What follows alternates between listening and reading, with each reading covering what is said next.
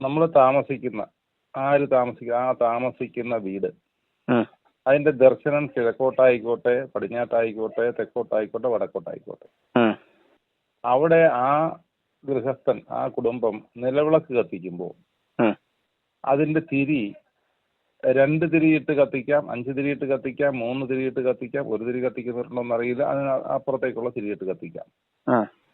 പക്ഷെങ്കില് ഈ തിരിയിട്ട് കത്തിക്കുമ്പോൾ എത്ര തിരിയിട്ട് കത്തിക്കണം? സാധാരണ ഒരു വീട്ടില് ഒരു ഗൃഹസ്ഥയോ ആയിട്ടുള്ള ആൾ രാവിലെ സന്ധ്യയ്ക്കും വിളക്ക് കത്തിക്കുമെന്ന് വിചാരിക്കുക, നിലവിളക്ക്. എങ്ങോട്ട് ദർശനമുള്ള വീടാണെങ്കിൽ അത് എത്ര തിരിയിട്ട് കത്തിക്കണം? ഇഷ്ടം പോലെ തിരി അവനവന്റെ ഇഷ്ടാനുസരിച്ച് കത്തിക്കാം എന്നുള്ള ഉത്തരം അല്ല എനിക്ക് വേണ്ടത്. രണ്ടാമത്, ഇതുവരെ വന്നിരിക്കുന്നതിനെ കുറ്റം പറഞ്ഞോ പോരായിക പറഞ്ഞോ വേണ്ട, എനിക്ക് അതിന് ഉത്തരം കിട്ടിയാൽ മതി.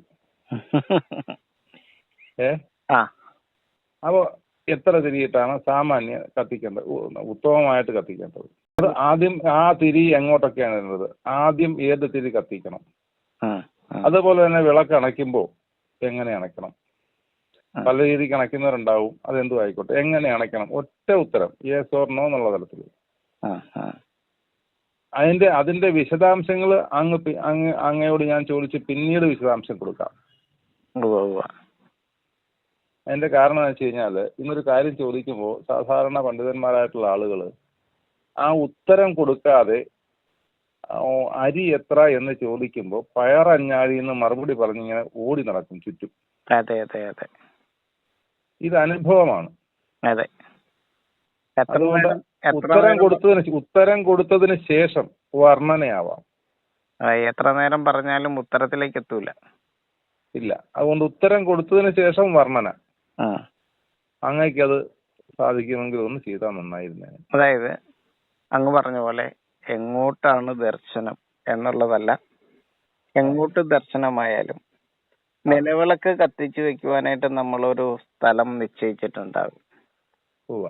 അതൊരു ഭിത്തിയുടെ തൊട്ട് പറ്റയാണെങ്കിൽ അതിനപ്പുറത്തുകൂടി ആൾ സഞ്ചാരമില്ല, അല്ലെങ്കിൽ അങ്ങനെ വിശാലമായിട്ടുള്ള ഒരു ഇടമല്ല എങ്കിൽ ഒരു ഭിത്തിയോട് ചേർത്താണ് നമ്മൾ നിലവിളക്ക് വെച്ച് കത്തിക്കാറുള്ളതെങ്കിൽ അവിടെ ഒരു തിരിയിട്ടാൽ മതി. സാധാരണ അംഗങ്ങൾ കുറവാണെങ്കിൽ, മെമ്പേഴ്സ് കുറവാണെങ്കിൽ, അതായത് ഒരു വീട്ടിൽ 10 മക്കളുണ്ടെങ്കിൽ ആ 10 മക്കളും നാമം ചൊല്ലിയാൽ 10 മക്കളുടെയും ഇന്ദ്രിയ ഗ്രാമമായിരിക്കുന്ന മുഖത്ത് ആ പ്രകാശം എത്തണമെങ്കിൽ അവിടെ ഒരു തിരി പോരാതെ വരും. കാരണം അപ്പോൾ അവിടെ കൂടുതൽ തിരികൾ ആവശ്യമായിട്ട് വരും.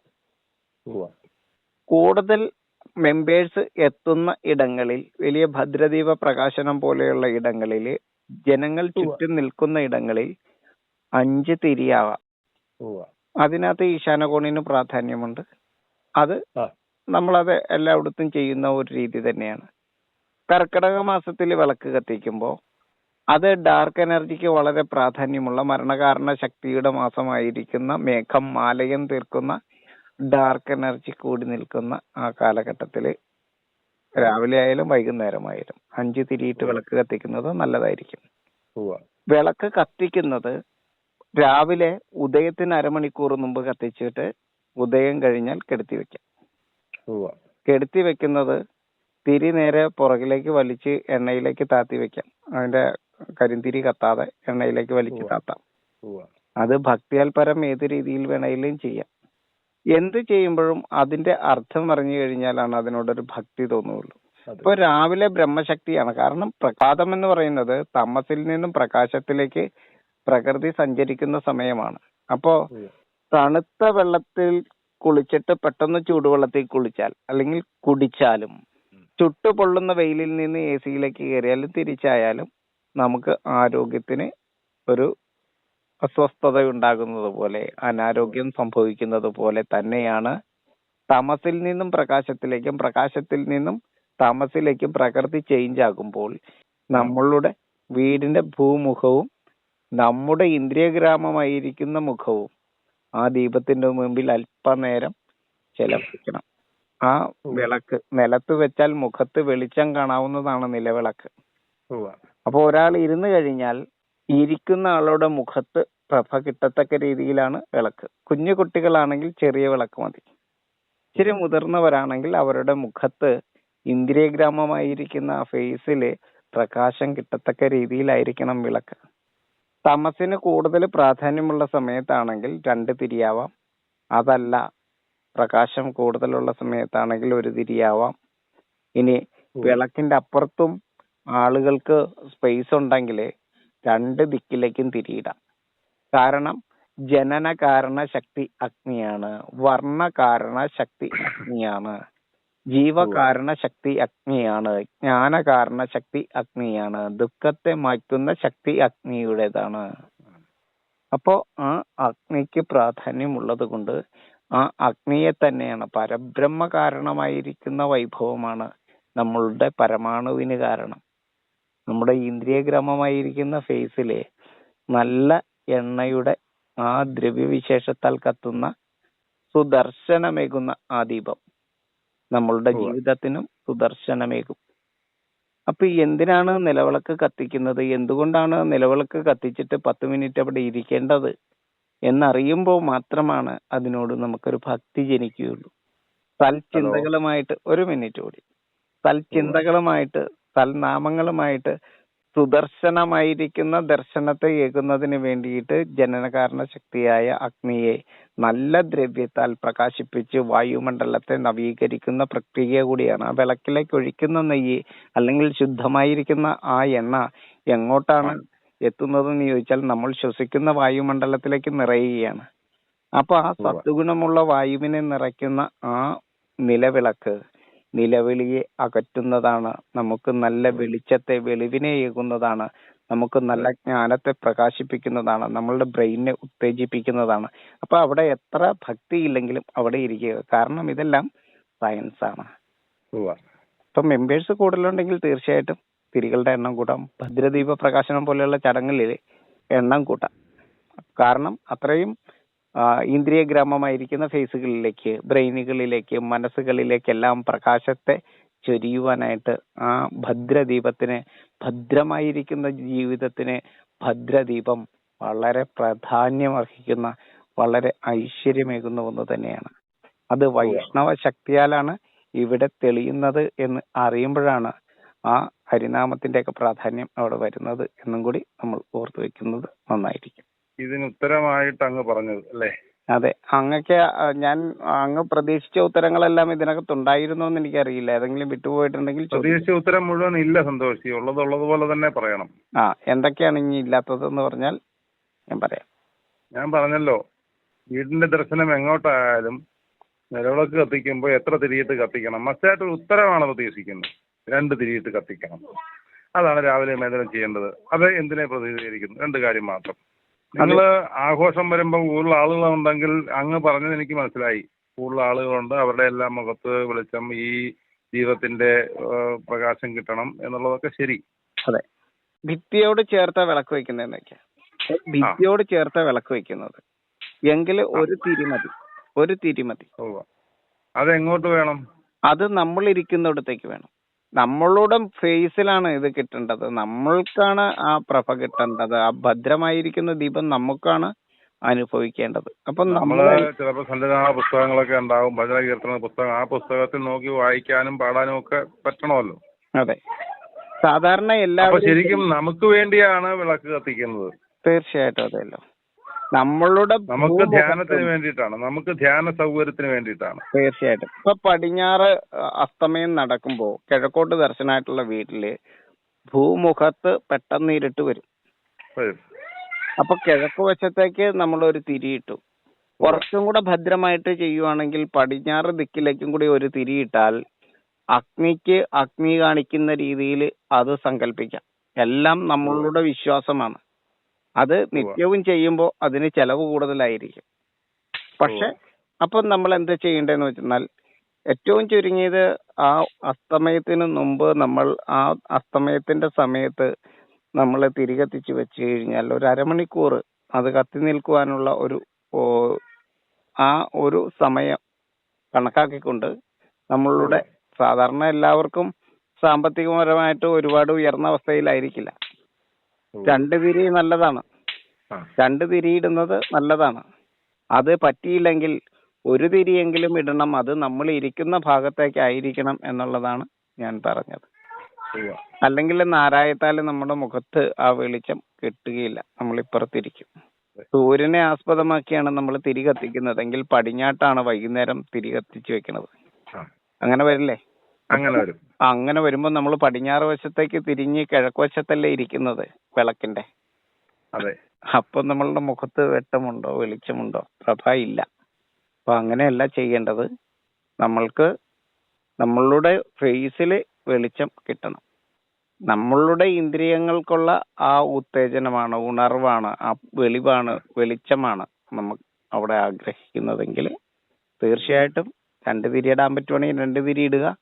കർക്കിടക മാസം പോലെ അല്ലെങ്കിൽ നല്ല ഡാർക്ക് എനർജി കൂടുതലുള്ള ദിവസങ്ങളിൽ മേഘങ്ങൾ ആലയം തീർക്കുന്ന ഇടങ്ങളിൽ സമയങ്ങളിലെല്ലാം തിരികളുടെ എണ്ണം വർദ്ധിപ്പിക്കണം. പിന്നെ 5 തിരിയിടുന്നതാണ് മനസ്സിന് ഏറ്റവും ഉചിതം. നമ്മൾ ഇത് സംശയിച്ച് ചെയ്തു പോയോ, ഇതിൽ നിന്നും ഭക്തി നഷ്ടപ്പെട്ടു പോകും. അതാ സംശയം. ഞാൻ അങ്ങയുടെ ഇടയ്ക്കൊന്ന് കയറി ചോദിച്ചോട്ടെ. ഈ സംശയം ഗൃഹസ്ഥന്റെയോ വീട്ടിലുള്ളവരുടെ സംശയമല്ല. അവരല്ല അതിന് ഉത്തരവാദികൾ. അല്ല, അതെനിക്കറിയാം. അവരെ ഡയറക്റ്റ് ചെയ്യുന്നവരുടെ ഉത്തരവാദികൾ. അതെ അതെ, അതെനിക്കറിയാം. അല്ലെങ്കിൽ അവരെ ഇത്രയും കാലം ഡയറക്റ്റ് ചെയ്തിരുന്നവര് ഇപ്പോ ആശയക്കുഴപ്പം ഉണ്ടാക്കി സംസാരിക്കുന്നവര്, അതെ, അവരാണ് ഇതിന്റെ കുഴപ്പക്കാര്. ശരിക്കും വളരെ ഭക്തിയോടുകൂടി, യുക്തി വിട്ടിട്ടാണ് ഭക്തി വേണ്ടത്. ഭക്തി എന്ന് പറയുമ്പോൾ ധ്യാനിക്കാൻ വേണ്ടി ദീപം കത്തിച്ചു വെച്ച് ധ്യാനിക്കാൻ വേണ്ടിയിട്ടാണ്, പ്രാർത്ഥിക്കാനോ പാടാനോ ഭജനയ്ക്കോ വേണ്ടിയിട്ടാണ്. അതിനു വേണ്ടിയുള്ള സൗകര്യാർത്ഥം ചെയ്യുന്നു. അപ്പോ മറ്റൊരു കാര്യം, ത്രിസന്ധ്യ സമയത്ത് ഒന്ന് ഉദയസൂര്യനെ വെളിച്ചത്തെ സ്വീകരിക്കാൻ വേണ്ടിയും, ഒന്ന് അസ്തമയ സമയത്ത് ചെയ്യുമ്പോൾ സൂര്യരശ്മികൾ മായുമ്പോൾ അതിനു മുമ്പായിട്ടും, അതിന് മുമ്പ് അഗ്നിയെ അണച്ച് തമസിനെ സ്വീകരിക്കുന്നതിന് വേണ്ടിയിട്ടും, രണ്ടും നമുക്ക് ഒരുപോലെ തന്നെയാണ്. ഒരുപോലെ തന്നെയാണ്.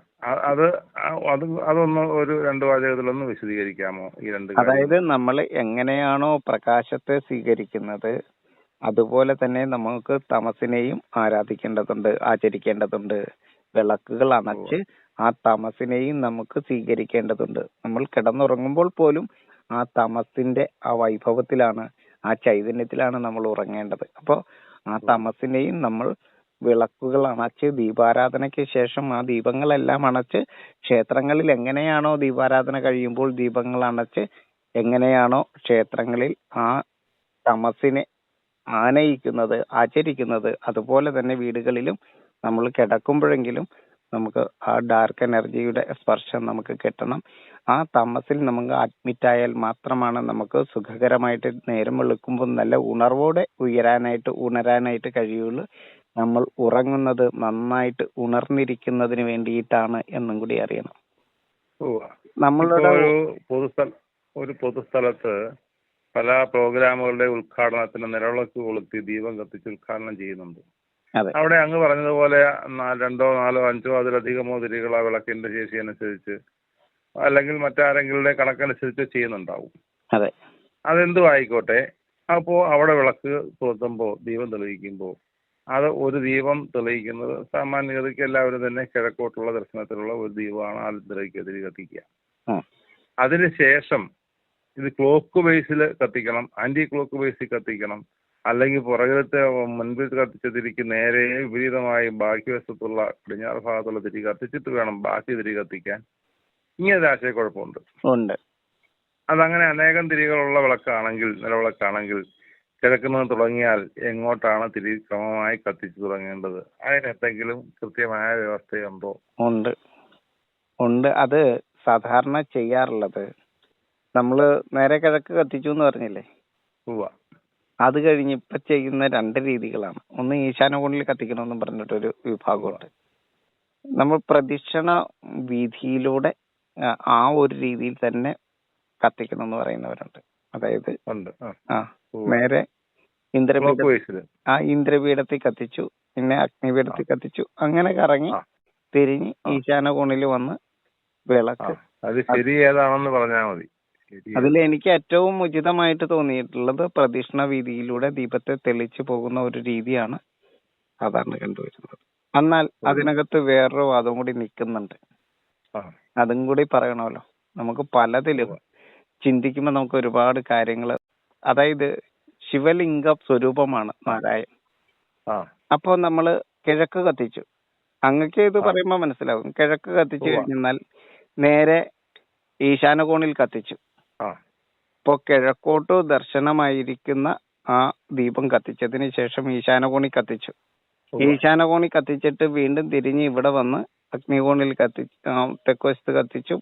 അങ്ങനെ കത്തിച്ച് പിന്നെ വരുമ്പോ ഈ ശിവക്ഷേത്രത്തിൽ പ്രദക്ഷിണം ചെയ്യുന്ന ഒരു പ്രതീകം പോലെ അത് നിൽക്കും. ആ പ്രദക്ഷിണമുണ്ടല്ലോ, പൂർണ്ണ പ്രദക്ഷിണമല്ലാതെ നിൽക്കും. അപ്പൊ ശിവഭക്തരായിട്ടുള്ളവര് ഈ ഒരു രീതി അവലംബിക്കുന്നുണ്ട്. ഇതെല്ലാം നല്ലത് തന്നെയാണ്. ജ്ഞാനത്തോടെയാണെങ്കിൽ ഇതെല്ലാം മനോഹരമാണ്. ഇത് കേട്ടപ്പോ മനോഹരമായിട്ട് തോന്നിയില്ല അങ്ങക്ക്? തീർച്ചയായിട്ടും തോന്നുന്നുണ്ട്. ഇത് നല്ലൊരു ആചരണ രീതിയാണ്. അർത്ഥമറിയുമ്പോൾ അനർത്ഥത്തെ നീക്കും. അർത്ഥം അറിയുന്നില്ലെങ്കിൽ നീക്കാൻ പറ്റില്ല. ഇതിങ്ങനെ ചെയ്യുന്നത് എന്തിനാന്ന് ചോദിച്ചാൽ അറിയില്ല. എന്തുകൊണ്ടാണ് കിഴക്ക് കത്തിച്ചതിന് ശേഷം ഈശാനകോണിൽ കത്തിച്ച് പിന്നെ തിരിച്ച് ഇപ്പുറത്ത് വന്ന് എങ്ങനെയാണ് ദീപം അത് കത്തിച്ചു പോകുന്നത്? അതെന്തിനാണ് അങ്ങനെ ചെയ്യുന്നതെന്ന് ചോദിക്കുമ്പോഴത്തേക്കും അതിന് ഉത്തരമില്ലെങ്കിൽ അങ്ങോട്ടും ഇങ്ങോട്ടും പ്രശ്നമായി. ഇതല്ല ശരി, അതാണ് ശരി, ഇതാണ് ശരി. അപ്പൊ അവിടെ യുക്തിയായി, ഭക്തി മാറി. ഭക്തിയുടെ നാമങ്ങൾ മാത്രം മുഴക്കുക. അവിടെ ഭക്തി തന്നെയാണ് നല്ല ബുദ്ധിക്കും നല്ല ശക്തിക്കും മീഡിയേറ്റർ ആയിട്ട് നിൽക്കുന്നത്. നല്ല വാക്കുകൾക്ക് നല്ല പ്രവർത്തികൾക്കും നല്ല ഭക്തിയാണ് വേണ്ടത്. അപ്പൊ നല്ല ചിന്തയുള്ള ചിത്തമുള്ളവരായിട്ട് വേണം. മനസ്സും ചിത്തവും തമ്മിൽ ചെറിയൊരു വ്യത്യാസമുണ്ട്. നല്ല ചിന്തയുള്ളപ്പോഴാ ചിത്തം എന്ന് പറയാ. അല്ലെങ്കിൽ ചിത്തഭ്രമം പോലെ ഇരിക്കും നല്ല ചിത്തമില്ലെങ്കിൽ. അപ്പൊ നല്ല ചിന്ത വിരിയണം, മനസ്സ് ചിദാനന്ദമാവണം. അപ്പോഴാണ് ചിത്തം എന്ന് മനസ്സിനൊരു ഗുഡ് നെയിം വരുന്നത്, നല്ലൊരു പേര് ചിത്തം. അപ്പൊ നല്ല ചിരി വിരിയിക്കുന്ന രീതിയിൽ ചിന്തയോട് കൂടിയിട്ട് അർത്ഥത്തെ അറിഞ്ഞു. ഒരു കാര്യം കൂടെ അങ്ങയോടൊന്ന് ചോദിച്ചോട്ടെ. ഈ നിലവിളക്ക് അണയ്ക്കുമ്പോൾ 1 തിരി ആയിക്കോട്ടെ 9 തിരി എത്ര തിരിയും ആയിക്കോട്ടെ, നിലവിളക്ക് അണയ്ക്കുമ്പോൾ ആ ദീപം കെടുത്തുമ്പോൾ അത് എങ്ങനെയാണ് കെടുത്തുക? ചിലത് എണ്ണയിലേക്ക് മുക്കുമ്പം പറ്റില്ല എന്ന് പറയും, കൈകൊണ്ട് വീശി കെടുത്താൻ പാടില്ല എന്ന് പറയും. തിരി ചിലത് പറയും ആ എണ്ണ മുഴുവൻ കത്തി തീരട്ടെ എന്ന് പറയും. എണ്ണ മുഴുവൻ കത്തി തീരട്ടെ എന്ന് പറഞ്ഞാൽ അത് വളരെ ബുദ്ധിമുട്ടാണ്. അത് കരിന്തിരി കത്തും. കരിന്തിരി കത്തിയാൽ അത്രയും നേരം ആ വിളക്ക് കത്തിച്ചു വെച്ചതിന്റെ മുഴുവൻ എനർജിയും നെഗറ്റീവ് ആവും, കാർബൺ ആവും. അപ്പൊ ഇത് എന്ത് ചെയ്യണമെന്ന് വെച്ചാൽ ആ കത്തിച്ചതുപോലെ തന്നെ തിരിയുടെ നാളം എണ്ണയിലേക്ക് വലിച്ച് താത്തി എണ്ണയിൽ തന്നെ അതിനെ സമർപ്പിക്കുക. അതാണ് ഏറ്റവും ആരോഗ്യപരമായിട്ട് നല്ലതെന്ന് എനിക്ക് തോന്നുന്നു. അതിനകത്ത് ചന്ദനത്തിരിയുടെ ഇതോ അല്ലെങ്കിൽ പുഷ്പങ്ങളോ ഒക്കെ ഉപയോഗിക്കാം. അത് ഓരോരുത്തരുടെ യുക്തിക്ക് ഉപയോഗിക്കാം. അങ്ങനെ വരുമ്പോ അടുത്തൊരു ചോദ്യം കൂടി ഉണ്ട്, സംശയ നിവാരണത്തിന് വേണ്ടി തന്നെയാണ്. ആ നിലവിൽ കിടക്കുന്ന എണ്ണ, ബാലൻസ് വന്ന എണ്ണ, ആ എണ്ണ ഉപയോഗിച്ച് വീണ്ടും ആ നിലവിളക്ക് കഴുകിയോ കഴുകാതെ എന്തും ആയിക്കോട്ടെ, കഴുകിയായിക്കോട്ടെ, ആ എണ്ണ ഊറ്റി വെച്ചിട്ട് മാറ്റി വെച്ചതിന് ശേഷം ആ എണ്ണ വീണ്ടും രാവിലെ കത്തിച്ച് വൈകുന്നേരം കത്തിക്കാനോ പിറ്റേ ദിവസം രാവിലെ കത്തിക്കാനോ ഉപയോഗിക്കുന്നതുകൊണ്ട് തെറ്റുണ്ടോ ശരിയുണ്ടോ? ആ എണ്ണ ശരിക്കും കുപ്പിയിലേക്ക് ഒഴിച്ച് അല്ലെങ്കിൽ ഏതോ പാത്രത്തിലേക്ക്, എണ്ണ പാത്രത്തിലേക്ക് ഒഴിച്ചതിന് ശേഷം ആ കരിന്തിരിയെ നീക്കി അത് കറക്റ്റായിട്ട് അതിന്റെ എന്തെങ്കിലും പൊടിയുടെ അംശങ്ങൾ ഉണ്ടെങ്കിൽ അത് ആ എണ്ണയിൽ അടിഞ്ഞത് മാറിക്കോളും. എന്നിട്ട് അത് വീണ്ടും കത്തിക്കുന്നത് കൊണ്ട് കുഴപ്പമില്ല. പക്ഷെ വിളക്ക് തെളിച്ചു കഴിഞ്ഞാൽ വീണ്ടും അത് കഴുകി വെക്കുക എന്നുള്ളത് വലിയൊരു കാര്യമാണ്, ഉത്തരവാദിത്തപ്പെട്ട ഒരു കാര്യം. ആഹാരം കഴിക്കുമ്പോൾ പാത്രം കഴുകുന്നത് പോലെ വൃത്തിയായി സൂക്ഷിക്കണം.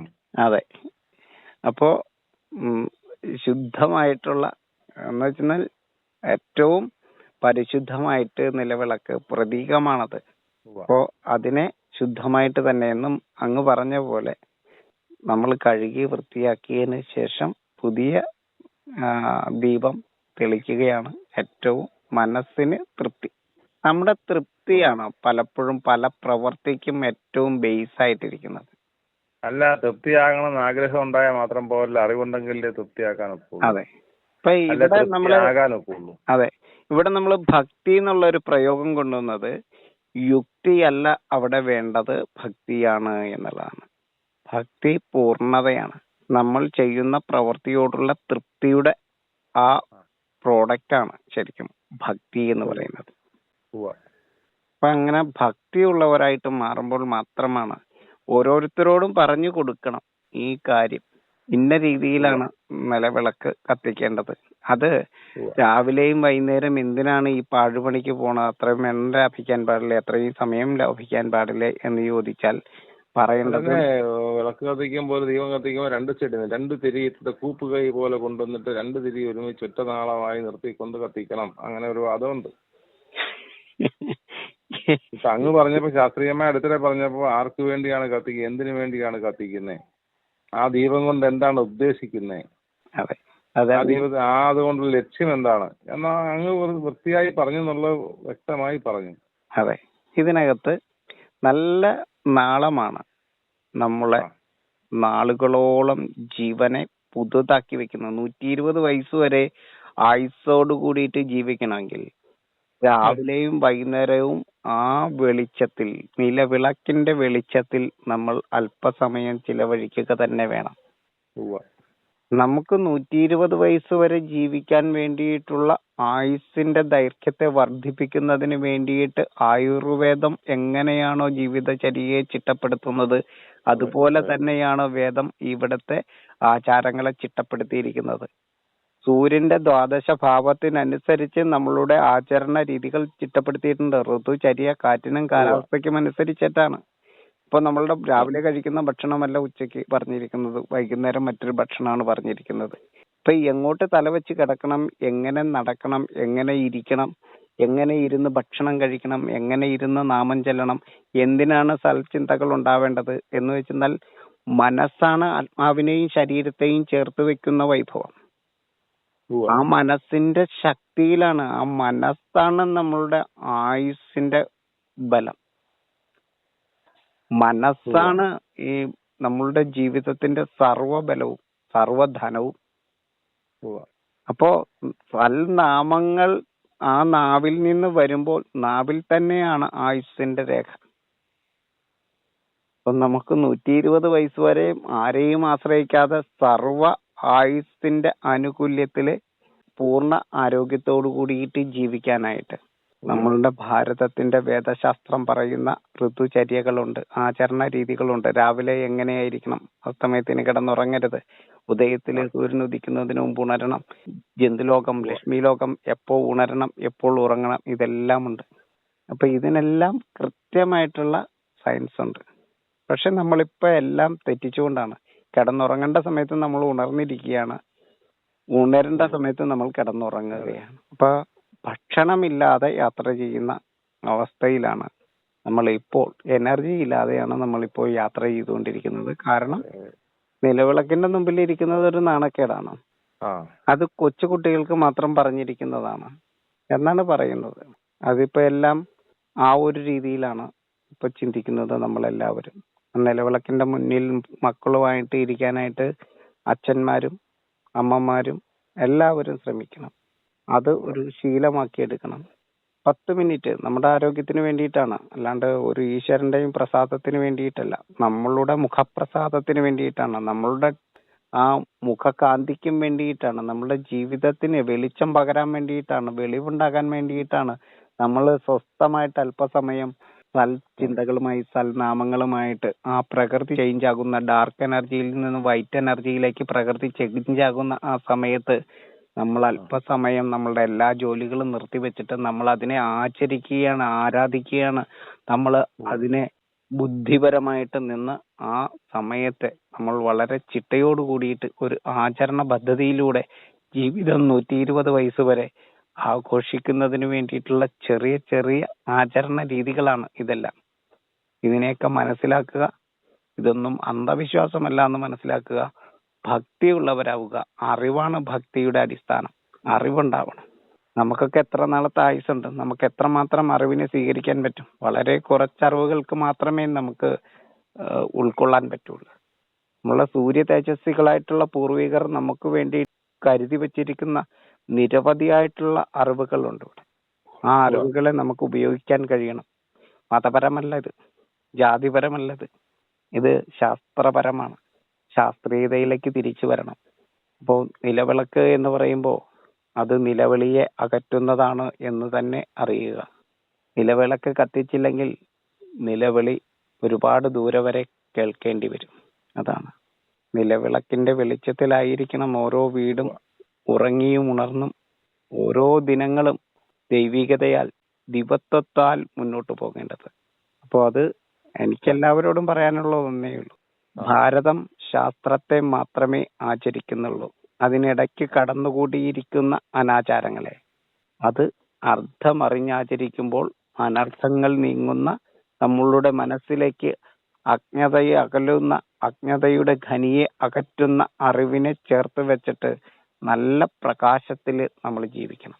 നല്ല അകക്കണ്ണുള്ളവരാകണം. നമ്മുടെ അകക്കണ്ണിൽ അഗ്നിയാവണം. അത് വിളക്ക് നമുക്ക് വെളിച്ചമായിട്ട് അകത്ത് കൊരുത്തു വെക്കുവാനായിട്ട് നമുക്ക് കഴിയണം. എല്ലാവരെയും സ്നേഹിക്കുന്ന ആ സ്നേഹം തന്നെയാണ് ആ എണ്ണ എന്ന് പറയുന്നത്.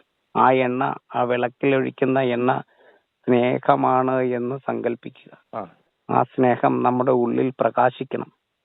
ആ വിളക്കിലൊഴിക്കുന്ന എണ്ണ, ആ എണ്ണയുടെ പേര് സ്നേഹമെന്നാണ്.